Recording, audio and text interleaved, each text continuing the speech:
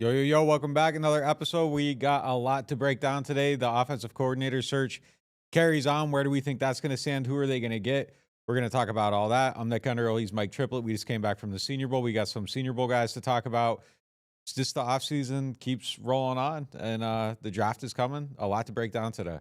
Yeah, we didn't get anywhere further in the offensive coordinator search, but it never gets old talking about it. So that's Yeah. going to lead again tonight. Some new candidates to talk about, what happened with Gerard Johnson, all that, and a whole lot more coming to you on this episode of NewOrleans.Football presented by PJ's Coffee. And if you need a new car, check out my guy, Matt Bowers, best car dealer that you'll find anywhere in the whole entire galaxy. He'll get you the best prices, best customer care. He'll get you in and out of there in the car of your dreams. Stop by one of his dealerships today. All right, let's hit these ads. Is proudly presented by PJ's Coffee. PJ's Coffee has some of the best drinks that you can find. They have locations all over the city. They have pastries and everything else you need to get your day started. So go check them out. Are you looking for the perfect engagement ring? Look no further than Friend & Company Fine Jewelers' new engagement salon. This new area houses a wide selection of engagement rings to choose from in all cuts, sizes, and colors. Their experienced staff offer 5-star customer care to help you find the perfect ring to express your love. Visit their new engagement salon today. Friend & Company Fine Jewelers, the perfect ring for the perfect moment and also for the perfect person. 7713 Maple Street between Adams and Burdett Street. 504-866-5433. Friend & Company Fine Jewelers. Check them out at friendandcompany.com. Hardhide Ponchatoula Strawberry Whiskey is an 86 proof blend of aged wheat bourbon, American light whiskey, and fresh Ponchatoula strawberries. Blended in New Orleans, it is not for the thin-skinned.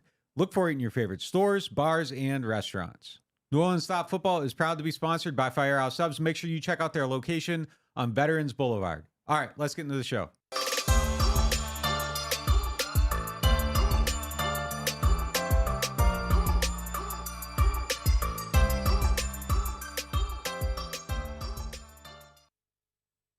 All right, let's get into our lead topic presented by Friend & Company Fine Jewelers, official jewelers of the New Orleans Saints. Friend & Company Fine Jewelers is excited to announce the opening of their engagement salon. They got rings in all kinds of different price ranges, so get the ring of your dreams, whatever that might be. And they have a wide selection of rings to choose from. And while you're there, check out their fleur-de-lis earrings and necklace. They are specially priced for our NOF audience. All right, lead topic. Is it the OC again, Nick? It is the OC again, and it'll be the OC again next week because I do not think that's going to end this week. So we're going to be talking about this for a little bit of time, but what are the realistic expectations for this OC hire? Everybody seems to be losing patience. They seem to be losing confidence in the Saints hiring process, the offensive coordinator, if they ever had it at all. Gerard Johnson withdrew himself from consideration. Surprise, Saints didn't offer him the job. So I don't think he passed on them. I think he just didn't have the option. So he is the last guy to bow out of the competition, but that does lower the field a little bit. And if they don't get one of their top guys, who do you think they're going to get? Where do you think this thing's going? How's it going to wind up? Is it Clint Kubiak or bust at this point? What do we think about Luke Getsy? Greg Lewis interviewed. What do you think is going on from your point of view? I don't think they've panicked oh no, we've lost our number 1 guy and we've lost our number 2 guy and we've lost our number 3 guy and we've lost our number 4 guy. I do wonder though. I don't think they've lost their number 1 guy. I do wonder if Clint Kubiak is their number 1 guy and ultimately doesn't choose the Saints. Did they lose their number 3 and their number 5 and their number 7? I mean, are some of the backup options going away? Yeah, that's entirely possible. Is it possible that some of their top 5 guys never would have considered the Saints under any circumstances? That's entirely possible. I think it's still a home run if they get Clint Kubiak. We talked about how he fits. He checks every box. He has play calling experience. He actually has play calling experience with 2 different teams, the Vikings and the Broncos. He has worked under Kyle Shanahan. His dad is Gary Kubiak. He's learned from him, a head coach in 2 different plots. I love the resume on him. Super Bowl champ. Yeah, exactly. And could be coming off of a Super Bowl win in theory. I somebody reached out to me and made a strong case for Luke Getsy. I don't think fans would like that because the Bears offense was so uninspiring. They did have the number 1 rushing offense and the number 2 rushing offense over the last 2 years, but obviously a lot of that was Justin Fields. I still kind of like the idea of Brian Johnson, even though the Eagles fired. I mean, I still think there's good candidates out here, but the one danger that and Brian Greasy, another one from San Francisco, they're waiting on. The one danger I see in all this is if they ultimately choose Ronald Curry, it would look like they settled for him because he's all he had. There's a possibility that like Kubiak is their number one choice and Ronald Curry is their number two choice. But if they end up hiring Ronald Curry, I don't think there's any way to sell that to the fans after a 4-week process. Yeah, it'd be tough. I think that would be tough. I mean, it just kind of seems like reading it from a distance, and I have no insight on this situation really. I mean, but like reading it from a distance, it just kind of feels like, okay, if it's slowed down and it's not moving the way that it's, moving, and there aren't job offers going out to certain people, what are they waiting for? And if There's you're an looking obvious at it, thing they could be waiting for, yeah, yes. if you're looking at it and there's league rules and you can't make moves on these people until after they're done playing, it kind of feels like Kubiak and Greasy are probably still very, very strongly in that mix. And I'm going to walk back something I said before. I think Zach Robinson was somebody that they probably really wanted badly. That was probably someone they missed out on that they would have liked to bring into their building. I think Dan Pitcher was really high on their list. Obviously didn't really have a chance to pursue that. So they have missed out on some people. I'm not going to like paint it like, I think it's unfair to paint it like it's all been smooth and gone exactly how they wanted. No, I mean, I think the people that were on the top of their list just kind of evaporated before, but they were evaporating regardless. Like Dan Pitcher wasn't ever going anywhere. Zach Robinson, as soon as Raheem Morris got that job, was no longer a viable candidate for anybody else. So that just kind of is the way it is. But I think, within that first group of people that everybody, got reported, I think Kubiak and Greasy are actually like, it just kind of is somebody watching it. It just feels like, oh, okay, this is why it's going that way. But look, here's something I'll say. Like when a report comes out and it says that somebody has withdrawn themselves from consideration from jobs, you have to sit back, and what you should be saying is, who does it benefit for this story to come out this way? When it's Ben Johnson is withdrawn from all the jobs, oh, huge name on the market again next year, you got to say, why is this story out there that Ben Johnson is withdrawn from these jobs? And why is it that, it's painted a certain way? Because that story's out there for Ben Johnson's benefit. It means that something probably went wrong, and now he's backing off to just do PR.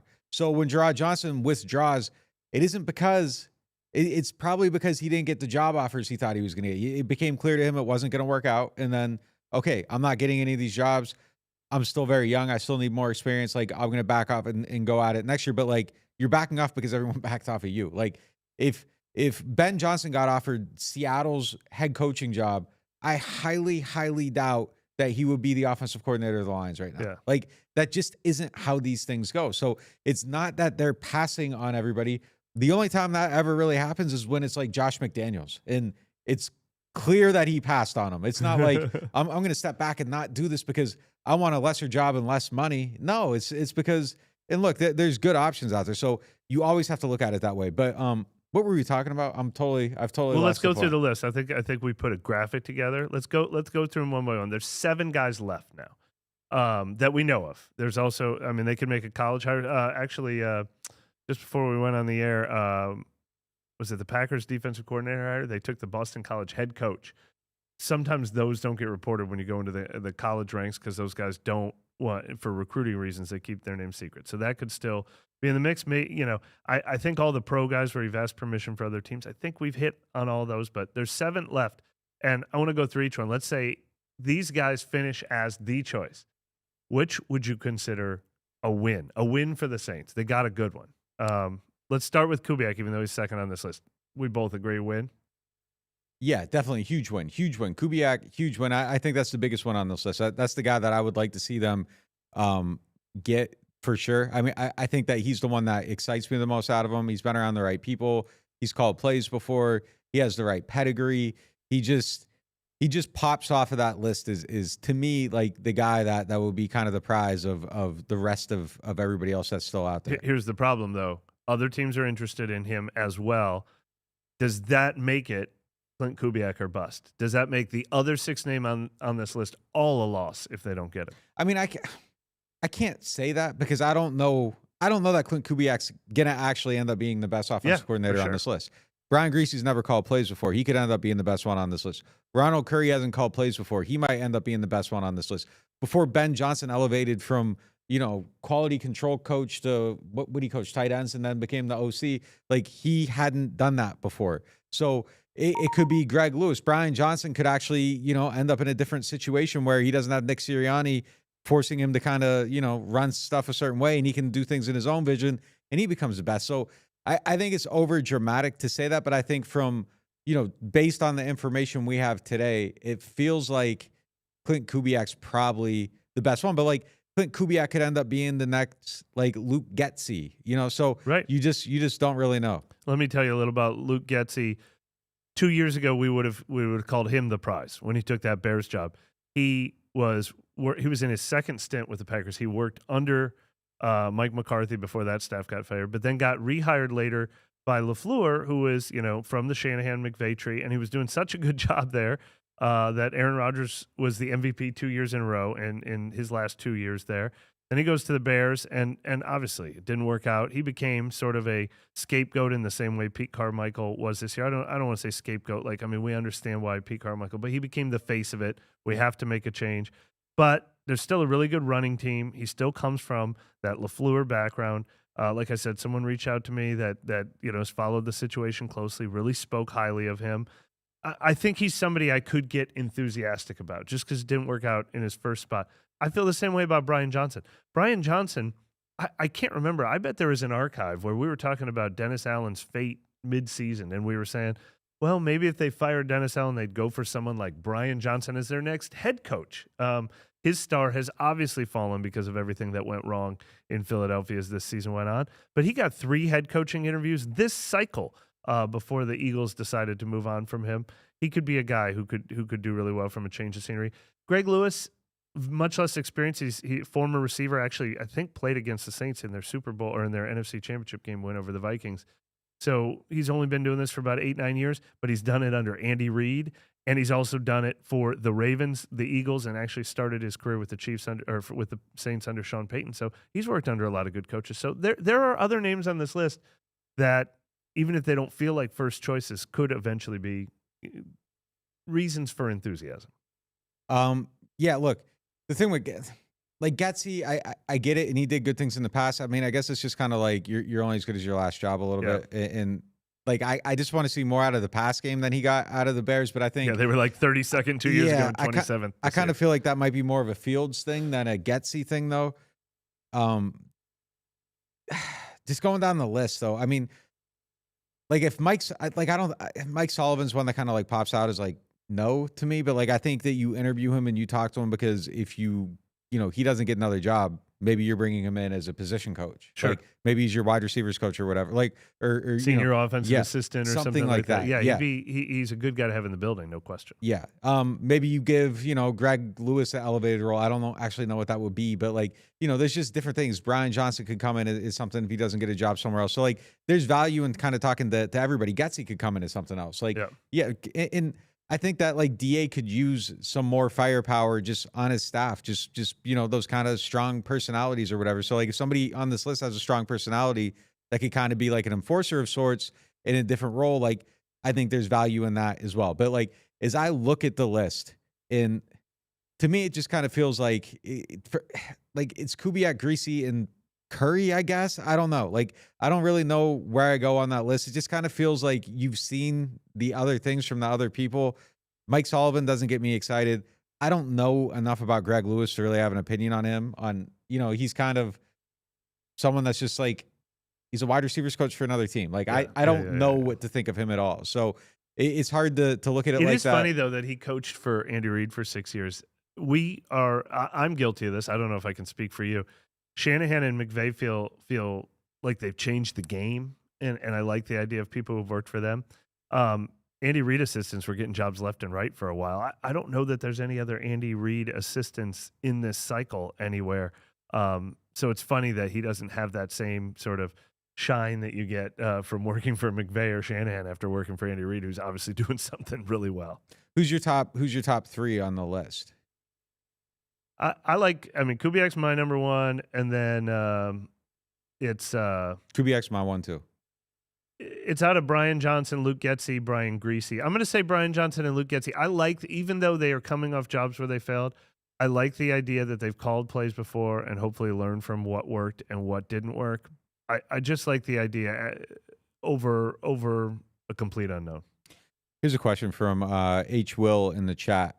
How much of an effect does a QB coach or passing coordinator actually have on the development of a QB compared to the QB's talent or offensive scheme? I mean, it's an interesting question. I think every quarterback is better in a system that suits them. So, Yeah. I mean, that's always a huge thing. Like if the system fits, like people use the phrase system quarterback Yeah. like it's a dirty phrase. Like, no, man, like the quarterback and the system should be married together in a way that makes both of them better. Like the system point. should make the quarterback great. And if the quarterback's great and he's in the right system, he's going to be greater. So, I mean, I think those things are obviously very tied together, and you do want to tailor everything to your You know what's quarterback. really interesting about that question, though, is it also speaks to what are we looking for when we're rating these guys? What are the Saints looking for? Because Brian Griese has gotten a ton of credit for the work he's done with Brock Purdy. And that is a reason alone for him to get an offensive coordinator job. That was also true of Gerard Johnson and the work he had done with C.J. Stroud. That's Ronald Curry's job. He's been a quarterback's coach. He was a receivers coach before that. That's what Brian Johnson's job with Jalen Hurts. And he got that offensive coordinator job in Philly because he had done such a good job as Philly's quarterback's coach, and him and Jalen Hurts became extremely close. The only reason that is not number one on my wish list is because the Saints don't have a young quarterback that needs to be developed right now. They have a 11-year veteran who I want a divisor of scheme and plan who is going to be like, I know what Derek Carr is, and I'm going to get the best out of that. It's a little different than wanting some of these quarterback teachers, but that doesn't mean that they're not. Those are. I think that's the greatest strength of some of these candidates. Yeah, no doubt about it. And I mean, look, there's things that Carr could do better. I mean, like you could get help with some of that stuff too. All right, let's move off this one. I'm sure we're going to be talking about offensive coordinator even more on the next show because it's just the topic that's going to be there until it's not there anymore. So it is now time for the moment of the day presented by New Orleans Hamburger and Seafood Company. We spent the last 2 days in Mobile talking to Saints people on the record, off the record. Jeff Ireland had a fairly candid conversation on the record about the state of the roster. What is the thing that stood out to you most about that or anything else we were able to gather, just kind of talking to people the last couple of days? Two things stood out. One we'll talk about more probably in a minute is, I mean, did we run into a person that didn't swear and seem genuine that they believe that this team is close? I mean, we're so tired of hearing it. So that is one thing we came away from. But the question that I wanted to ask Jeff Ireland most, and he gave a pretty strong answer, was about Trevor Penning. It's so important to the future of this team. Is he an asset? I mean, he could be one of three things: total bust, good enough to play, or an actual asset. And that, I mean, we talked to people on and off the record who said, yeah, of course they will consider the possibility of moving him to guard if that's where his future lies. But we know they are not going to give up on trying to make him work. And I loved Ireland's quote that you see up there right now. I do feel like there's too good of an athlete, too strong of a player, too many ups, too many things he does well. They are not just harping on the failures that we've seen from him so far. They want to try to make him work. And man, would that go a long way toward helping this roster out. Yeah, I just don't know if I buy it. Yeah. He hasn't done anything in 2 years. I mean, until we see it, it's just hard. It's hard to buy it. And the thing that was just so damning to me is that he went from being the left tackle to being the jumbo player to being not the jumbo player to an injury to the replacement jumbo player to still not being the jumbo player to just being buried on the bench to not being seen to just, and it was just like, all right, man, like I don't, you got to prove it to me now. Like, and I know that they say they have optimism and they got a plan, and I'm sure they do. I'm sure they believe that he can be something. I'm sure they do have a plan for him. I just hope to hell they don't think like we're good. We don't need to do anything else here. And I didn't get the sense that they felt that way. I think there's still a belief, but I think that they're going to have to be practical and realistic about what's happened the last couple of years and not take it for granted that we can figure this out, because everything says that they can't and they haven't. And so until you do, it doesn't matter that he's a great athlete and has all this upside, because that isn't translating right now. So maybe it is a move to guard. I'm not buying that though either. Like things happen faster on the inside. Like I know you got a guy on each side to kind of help you a little bit, and you don't have to play in as much space, but like they're on you really fast. And if your technique's jacked, like you're going to be just on your back very, very quickly. So I got to see it. I just got to see it. But I mean, I like that they haven't thrown in the towel on him, but like, I don't know that we've ever heard him throwing the towel on a player Yeah. ever. Like, so just show me something at this point. No, no question about it. Yeah, Jeff Ireland did say on him and Nick Saldiveri, who was obviously lower stakes, 4th-round pick last year, and he only has 1 year under his belt. But he said, I wish we could say we could plug those guys in and starter, and we can't do that right now. But if they don't make it as a starter, I at least think we have good depth because of them. So he is speaking like someone who is not saying no, that we've got 2 starters there. We're good. And we're going to get to a question later about what we saw at the Senior Bowl. And this first round is littered with options to help that offensive line. And it's actually my number one favorite thing that I would want to see the Saints do in the draft at this point. So I think they need to keep investing there for sure. The other thing that I thought was kind of interesting is that Ireland kind of had like a not so subtle, like, hey, give me some more picks. Like give me some more stuff to work with. And I mean, I kind of agree. Like he said, that was the thing in 2017 that they had 2 firsts, a second, and then 3 thirds. So he had 6 picks in the first 3 rounds, which, all right, like there's definitely something to that. But like you had 2 first rounders in 22. You had, 1, 2, 5 picks in the first 4 rounds last year. 2020, you got hit a little bit. 2019, you didn't really have anything to work with. 2018, like it was Marcus Davenport and then Traquan Smith and then nothing else. Like, so yeah, I mean, a little more volume in the early rounds, definitely. And this year, definitely without a doubt, I think they need to find a way to get a little more because like it's their pick, Denver pick, nothing after that pretty much. So they definitely need some more there. But, at the same time, I think there has been opportunity to restock the shelves and you end up with a Trevor Penning instead of, a more viable player. Yeah. Were we going to list 360 names from that year's class who produced I didn't know where to go with it. It was just, we were saying they should draft Brock Purdy. We were saying that, remember? Sure. Yeah. But well, I go back to what I said. I mean, we heard it so many times. It's impossible not to roll your eyes, but what is the value of the Saints actually believing they're close? Like I know a lot of us or a lot of people listening to us, and we've debated whether it'd be nice if they just said, we're not close and acted accordingly, get rid of this, get rid of this. But if it's genuine and they swear, no, we didn't feel that way with, the 15 team. And some people are like, no, we've talked to people, I've been with different organizations and this reminds me exactly of this. There is real stuff in this building and we just plain underachieved. And that's what we have to fix. Is there any value in hearing them say that?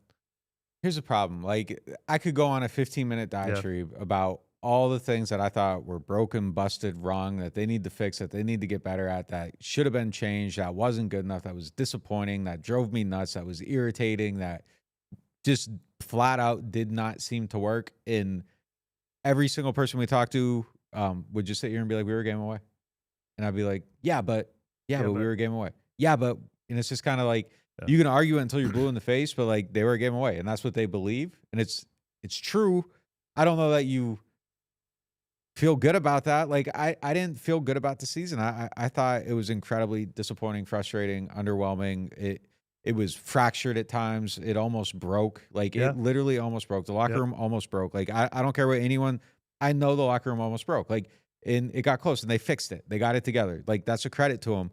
The value to hearing them say they're close, I don't know, because it's hard to place a value on it, because they got to prove that their belief in that leads to something of value. Yeah. Like, so right now believing it just feels like, all right, cool, dude, like go make that work. And then, sometimes people do go out and do those things and prove you wrong. So they just have to show there's value in it. But like, it just tells me, what it tells me though, is that they're going to go for it. Like they're going to keep going for it. Yeah. Like there isn't a pulling back. There isn't, DA's the wrong coach. Derek Carr's broken. We can't. No, they think they can fix it. And at this point, it's just like, you show me. I bought it a little last year. I bought it a lot last year. Yeah, I think you bought it even more than me. Like I was starting to get skeptical, but I was like, all right.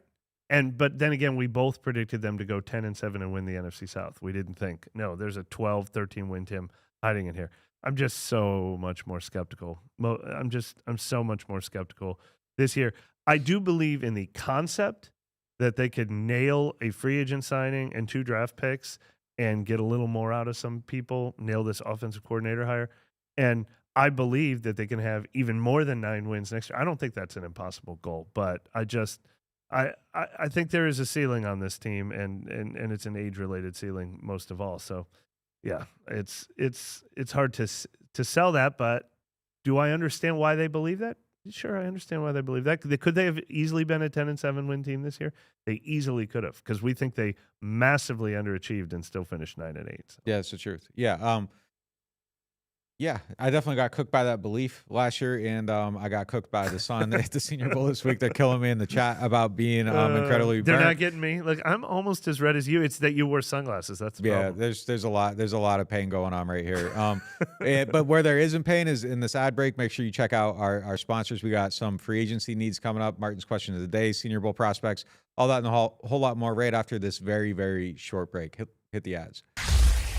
It's carnival time at New Orleans Hamburger and Seafood Company. Our gumbo combos are back. Enjoy our hot gumbo, fries, and your choice of shrimp, catfish, soft-shell crab, or frog legs starting at $9.99 at New Orleans Hamburger and Seafood Company. Are you tired of renting and ready to own your dream home? Contact Jefferson Financial Federal Credit Union, your trusted source for home loans. Our competitive rates and flexible terms can help make your home ownership dreams a reality. If you're a first-time home buyer or looking to refinance, our experienced lenders are here to help. Our online application process allows you to apply on your schedule. It's quick, easy, and convenient. Visit us online at jeffersonfinancial.org to learn more. Federally insured by NCUA, Equal Housing Lender. Martin Wine and Spirits is home to a selection of hand-picked barrel select bourbon, whiskeys, and much, much more. They are family owned and operated since 1946 and specialize in wine, spirits, gourmet food, gift baskets, catering, and tasting events. They have many locations, so they're never too far away. You can check them out in Metairie, New Orleans, Mandeville, and Baton Rouge, or if it's more convenient, you can always shop online. Whether you're a wine novice or a seasoned collector, you'll enjoy the Martin Wine and Spirit experience. All right, welcome back to our new studio here on Veterans Memorial Boulevard, right next door to Matt Bauer's Ford dealership. If you need a new car, make sure you check out my guy, Matt. That's my guy, one of the OG believers at NOF. I think he believes in our product maybe even before I believed in our product fully. So make sure you support him because he supports everything you guys care about. I was an OG believer in NOF. I just want to say that. Yeah, no doubt about it. No doubt about it. No doubt about it. All right, let's get into our money segment presented by Jefferson Financial Federal Credit Union.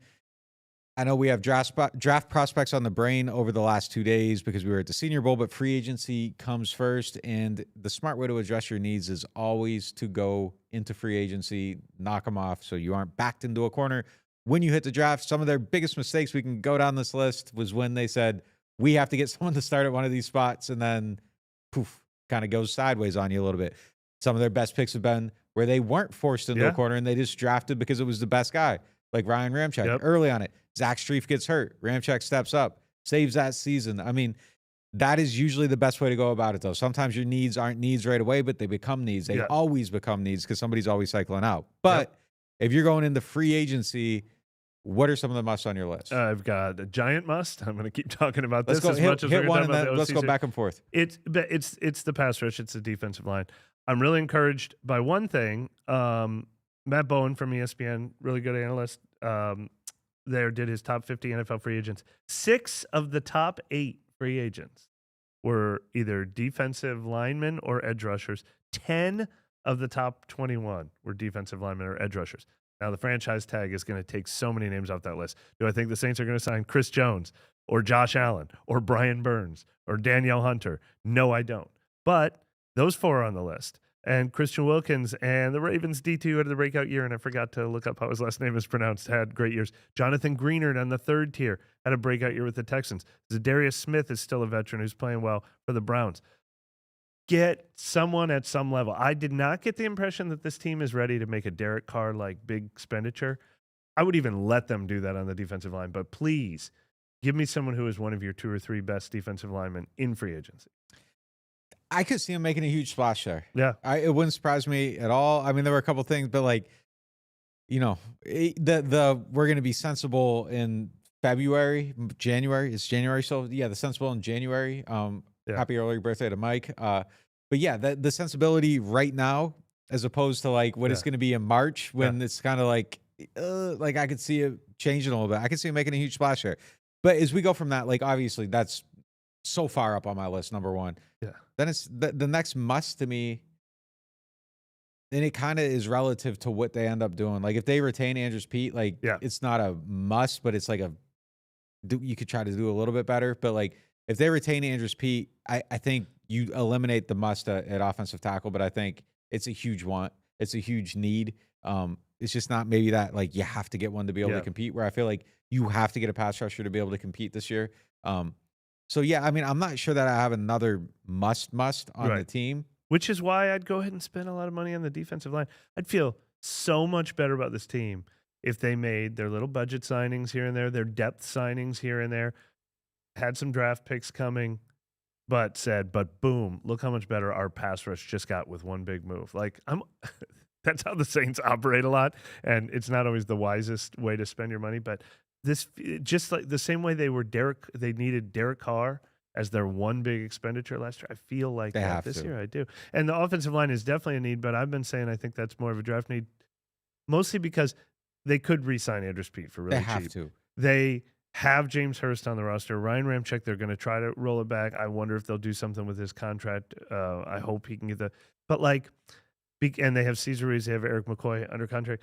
I don't know that you're going to go make that big expenditure. Like, are you going to go spend $12 million on a guy to start and bump one of those guys out, and then there is no room for Trevor Penny if he works? Like, is that the place where you spend big money, or is that the place where you keep trying in the draft? That's why I just wonder if that's not a big. And then if you're just saying, well, just give me some depth. Do you want a $5 million offensive lineman who might not even beat out James Hurst or Andrews Pete? I don't really know if that's a free agent move. The other one you've been talking about, though, was wide receiver. Yeah, it's a need, though. It's not like a must. It's a need. It's a need to get that kind of like guy that can get yards after catch, contested catches, all that stuff. Fiery Ruckus in the chat, and it's kind of an interesting spin-off topic here. He said, "Not my wildest dreams that I ever think we'd come to depend on Andrews Pete." And like, I don't know that anyone has kind of improved their Q rating, so to speak, recently. Yeah, Mark Ingram. Well, I was going to get there. I was going to get there. Yeah, so I think that. But like you need like Pete would need like 3 or 4 like really, really good key years to kind of match up Mark Ingram thing. But I mean, it's kind of insane. Like if you take a step back, he was cut, man. He was done. They were benching him in camp. Like it was over. Like he was just on the team because he had to be on the team, and then he was going to be gone. And now it's like, can you stay? Like, it's not so bad, is it? Like they kind of have to keep him. And I would try to get him in again. I'm not saying like, if you keep Pete, like I still think you explore your options. If there's a good tackle, I think you go out, you try to improve it. You mentioned Ramczyk, the knee. I mean, there's room there to get another guy on the team for sure, because if you don't need him, it feels like you're going to need him at some point. And I know James Hurst is there, but I think you can try to improve that a little bit. So one more guy is definitely a need. I don't want to like paint this like, no, they're good on the line. No, like they could try to get one more, but like the difference between pass rusher and O-line is just so stark. And by no means do I not believe they can upgrade over both Andrews Pete and James Hurst. Doubt. But what I mean is the only way to definitely upgrade over those guys is to spend big. Yep. Like you're not going in and getting the 2-year, $12 million guy who that's their level. So like you have to spend big if you decide that. Let me ask you that about wide receiver. I was looking at the list. The Saints aren't going after Mike Evans. They're not going after Calvin Ridley. They're not, there's a couple other top ones I'm forgetting, but like, would you spend, let's say it costs $12 million for someone like Tyler Boyd, who's just been a big slot receiver, catches a ton of passes, kind of fills that need you're talking about? Or is that not the place to spend double-digit millions of dollars? I mean, I think the value's there now. And especially, it's hard to say, though. Like, you kind of got to know what the offense is going to be. But theoretically, I think $12 million isn't a lot for a wide receiver anymore. I don't know what Tyler Boyd costs, but he's not a top-tier guy. T. Higgins is the other one, his own teammate. Like, they're not getting T. Higgins. But. Yeah, sure. I mean, like, my answer to this would be like, no, draft him. But, like, they don't have any draft picks. So, I mean, it's just kind of like, it's tough. But, yeah, $12 million for a wide receiver, that isn't. Yeah. And you get so much value out. And, look, I mean, the way they run offense next year could be completely, like, you might, I don't know. I don't know if it's going to be this, like, 5 guys are playing every week, or if it's just, like, you're rolling out the same 3 every, snap. So, it's going to be fascinating to see. Like, my understanding of like how players fit on this team just don't. Yeah, it's null and void at this point. Yeah, it's a really good point. I don't know how they're going to build their team. I don't know how much depth they need. I don't know how much value to put into, getting another guy alongside A.T. Perry, or do you just work in A.T. Perry? Like, I don't know what it's going to look like. So, I can't wait. I can't wait until they make this hire so we can kind of look at it. All right. Last topic of the day, Martin's question of the day. Martin's is home to a wide selection of hand-picked barrel select bourbons, whiskeys, and more. They got an outstanding deli that I hit up all the time, eat lunch in there all the time. Martin's, so much more than just wine. All right. Who were the Senior Bowl standouts? And I'll throw a couple out. And I kind of asked around, so I'm cheating here. Like, this is kind of a consensus. You didn't get that sunburn with the binoculars. Yeah, well, look, I got my impressions, and then I can just ask people that do this for a living what their impressions are. So just kind of asking around, and I can't say his name, but Latu, the UCLA pass rusher, consensus, everyone I talked to thought he was the best player out there, without a doubt. The question Including is, Brandon. The question Brandon is was Raven. The question is the medical, and that was the thing. He couldn't get cleared, so he had to go to UCLA because he had a neck injury. So it's just going to the combine is going to be a huge thing for him when people kind of get scans and they send them out, and it's kind of just what everybody thinks about it. But there is at least one college that thought it was a significant risk, so it's something to kind of keep an eye on. So top 10 talent, is he a top 10 pick? Does someone want to go safer? Is it that risky? It's kind of something to keep an eye on. Tyler Guyton, the tackle, Faluga, the other tackle, both of them guys people were raving about. And then the Michigan wide receiver, Roman Wilson, people loved him. They thought he had an outstanding week. So those were kind of the guys that a lot of people were raving about to me. The two I heard the most about, look, we talked about Latu and Fuaga, one offensive tackle, one edge rusher, before the week as being two guys that could be in the range of the Saints' 14th pick. And everybody agrees that that's what they looked like when they were out there. So they definitely belong on this list. But the two guys that I've heard that I'm interested in that raised their stock the most, one was Tyler Guyton. You just mentioned his name. When we did this before we went out there, I saw a lot of second round, maybe he could sneak into the first round stuff. Now I'm seeing maybe he could sneak into being the number one offensive tackle taken in the top 15. He is in play for the Saints. He is a 6'7", 328-pound former tight end, super athletic. He's played a lot of right tackle at Oklahoma. They moved him around to left tackle during the Senior Bowl too. So having another offensive tackle in addition to Fuaga that went out there and they said, yeah, these two guys both look like top 15 picks. That's great for the Saints if they're leaning that way. Another one, Missouri defensive end Darius Robinson. Everybody, I tried to read everybody that I trust. And everybody was saying he's having the killer week. Maybe not the best player out there, like you said about Latu, but a guy who they're similar, was not being talked about as a first rounder, and now they're talking about maybe the first half of the first round because how much I like him. He's a big dude, used to be a defensive tackle, 6'5", 286. And no, that does not mean he should be crossed off the Saints board because he's 6'5", 286. They still believe in defensive ends who can move inside and play the run, and he still had incredible edge rushing pressure stats at Missouri in the SEC at that size. So he will absolutely be on the Saints' radar.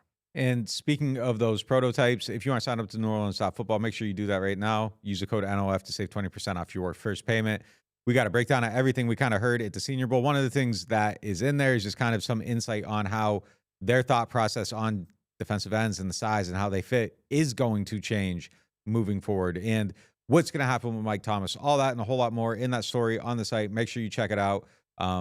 We appreciate you guys. That's all we got for you today. We will be back Friday earlier in the day because there are parades uptown. So we need to escape up here to make sure that we can get our show recorded and get back before the whole entire city's boxed off. So that's going to be a little bit of a change as we go through the Mardi Gras season some days. But typically we're going to try to come to you at the same time every single day. But yeah, we'll see you back here on Friday.